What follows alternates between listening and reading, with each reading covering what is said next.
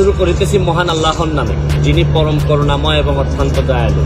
শুনেন, যে crisis moment আসলেই, জাতির জীবনে যখন ক্রাইসিস মোমেন্ট আসে তখনই কিন্তু সুবিধাবাদী মানুষের জন্ম হয়।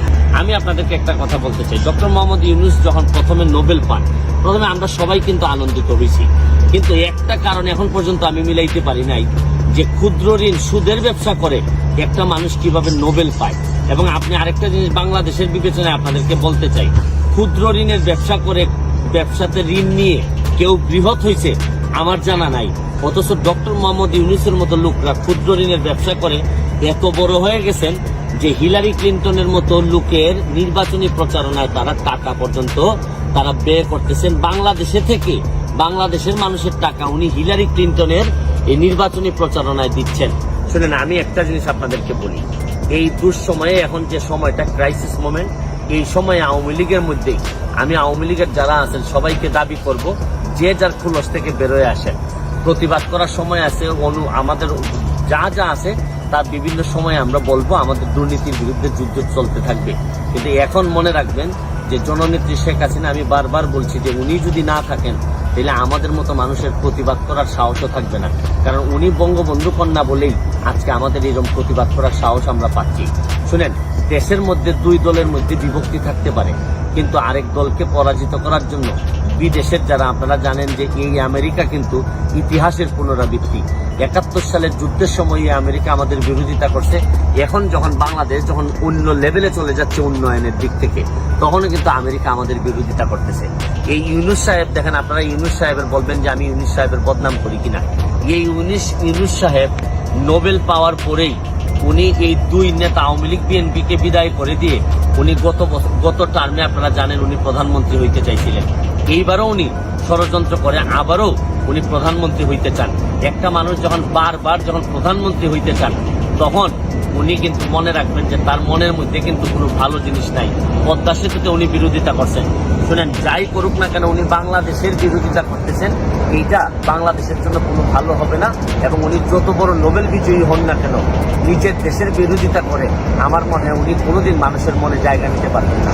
এই জন্য সর্বশেষে একটা কথা বলতে চাই, দুঃসময়ে দাঁড়ানোই কিন্তু বঙ্গবন্ধুর আদর্শের সৈনিকের কাজ। আমি মাননীয় প্রধানমন্ত্রী জননেত্রী শেখ হাসিনাকে বলবো, বহুত যুদ্ধ জয় করে আপনি আসছেন, 21 গ্রেনেড হামলার মতো এই হামলা থেকে আপনি বেঁচে আসছেন। আপনি কিন্তু আল্লাহর রহমতেই বেঁচে আছেন এই পৃথিবীতে, আপনার ভয়ের কিছু নাই, সামনের দিকে এগিয়ে যান। আল্লাহ উপরে, আল্লাহর বিশ্বাস যেহেতু আমাদের আছে, মনে রাখবেন আপনাকে কেউ এখানে দাবায় রাখতে পারবে না। আজকের মতো বিদায় নিচ্ছি, ভালো থাকবেন, সুস্থ থাকবেন।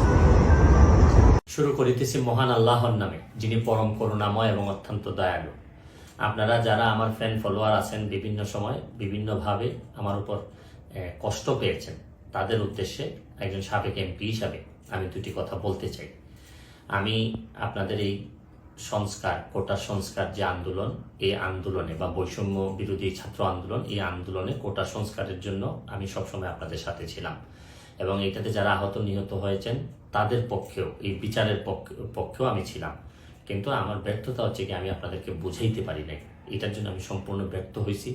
এবং আমি এই ব্যর্থ হওয়ার জন্য আমার যারা ফলোয়ার আছেন, যারা আমাকে নিয়ে প্রত্যাশা করেছেন, সবার কাছে আমি দুঃখ প্রকাশ করতেছি। আমি আপনাদেরকে আরেকটি কথা বলতে চাই, এখন যে কাঠামোগত সংস্কার আপনারা চাচ্ছেন, দেখেন এই সংস্কারের জন্য আমি বহু বছর আগে থেকেই কাজ করে যাচ্ছি। আপনারা দেখেন এই দুর্নীতির বিরুদ্ধে যুদ্ধ, গত 15 বছরে আপনারা যে 2-3 জন মানুষ দুর্নীতির বিরুদ্ধে সোচ্চার ছিলেন, এর মধ্যে হয়তো আমাকে একজন আপনারা পাবেন। আপনারা জানেন যে আমি এস আলমের বিরুদ্ধে নিজে বাদী হয়ে মামলা করছি টাকা পাচারের জন্য। আপনারা জানেন যে আওয়ামী লীগের বর্তমান কমিটির যিনি প্রচার সম্পাদক আব্দুস সুবহান গোলাপ, তার আমেরিকাতে 9 বাড়ি থাকা নিয়ে আমি নিজে বাদী হয়ে মামলা করছি। আমি পুলিশের সাবেক আইজিপি বেনজিরের বিরুদ্ধে নিজে বাদী হয়ে দুদকে মামলা করছি। মহান সংসদে আমি তার বিরুদ্ধে বক্তব্য দিছি। মতিউর যে কর কমিশনার মতিউরের বিরুদ্ধে আমি মামলা করছি। আমি সালাম মুর্শিদির বাড়ির নিয়ে মামলা করছি। আমি আপনি সালাউদ্দিন, কাজী সালাউদ্দিন যে ফুটবলের দুর্নীতি নিয়ে আমি কথা বলছি। ওসি মুয়াজ্জেমের বিরুদ্ধে আমি নিজে মামলা করছি, করে তার 8 বছরের সাজা হয়েছে ডিজিটাল নিরাপত্তা আইনে। আমি, আপনারা জানেন যে জীবনে যত ঝুঁকি ছিল, আপনারা জানেন যে এই কোটা আন্দোলন শুরু হওয়ার 2 সপ্তাহ আগে আমি প্রেস কনফারেন্স করে বলতে বাধ্য হয়েছি, আমি জিডি করছি যে আমার জীবনের উপর হুমকি আছে এইসব দুর্নীতির বিরুদ্ধে প্রতিবাদ করতে গিয়ে। সুতরাং আমি এই যুদ্ধে সবসময় চেষ্টা করছি।